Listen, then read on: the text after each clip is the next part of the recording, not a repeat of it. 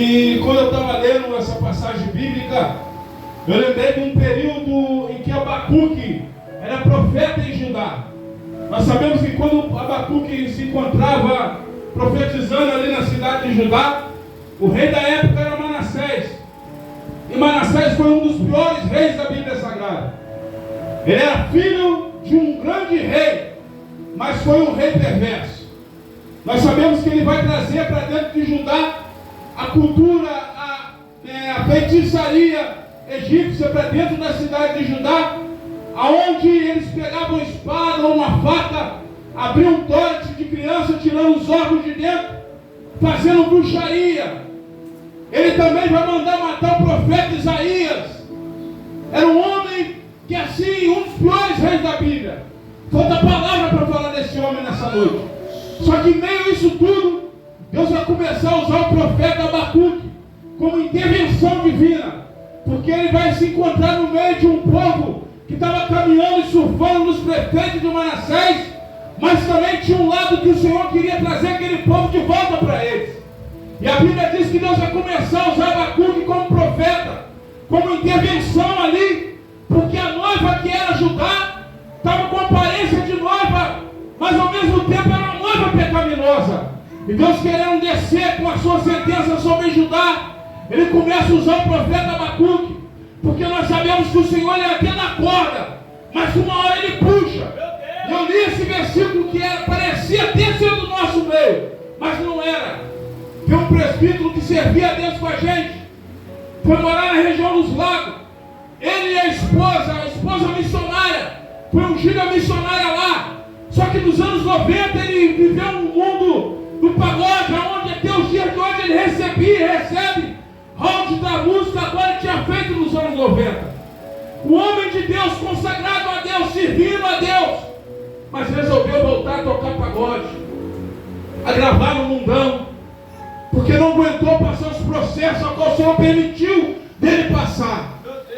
E o pior disso tudo, meu presbítero Lucas, voltou a tocar no mundão e agora está servindo a Satanás. De forma, literalmente, está dentro de um centro espírita, botando uma roupa, olhando para lá, está lá fazendo aquilo que o inimigo está mandando, como um cavalo. Enquanto Deus entra na casa do Senhor, chama um amigo, amiga, de filho e de filha, ele lá está chamando de cavalo e ele está aceitando isso. Aí eu li isso aqui, até parece que era do nosso meio, mas não era. Porque se fosse, não estava fazendo o que está fazendo. Por fama, por momentos que o mundo oferece, mas o momento vai ficar aí, a fama vai ficar aí. Aleluia, está pensando que Deus nos escarnece? Não, está vendo tudo nos olhos do Senhor, e a hora que ele descer com a mão grande, aleluia, vai quebrar, ó glória. Se tiver tempo de voltar, vai voltar chorando, mas vai ter que voltar. E para piorar, eu encerro a oportunidade.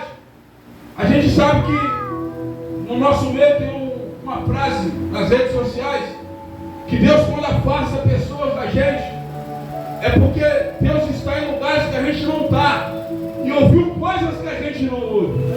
Aí, como o inimigo imita tudo, eu li lá na rede social dele, fulano de tal entidade lá, que eu não quero nem falar o nome, quando afasta você de alguém, é porque ele ouviu o que você não está ouvindo, viu o que você não está vendo, escarnecendo de Deus, irmão, provando o santo do santo. Deus lavou, remiu, tirou do mundão do pecado, da prostituição, e como nós ouvimos outro dia, nós não deixamos aquilo que nós gostávamos, não, deixamos tudo que não prestava. O mundão lá fora só porcaria. Eu passei na central nessa manhã e eu vi coisas que eu fiquei assustado, Wesley. É tanta coisa, e o inimigo usando, pessoa cega, Lucas, e consegue voltar.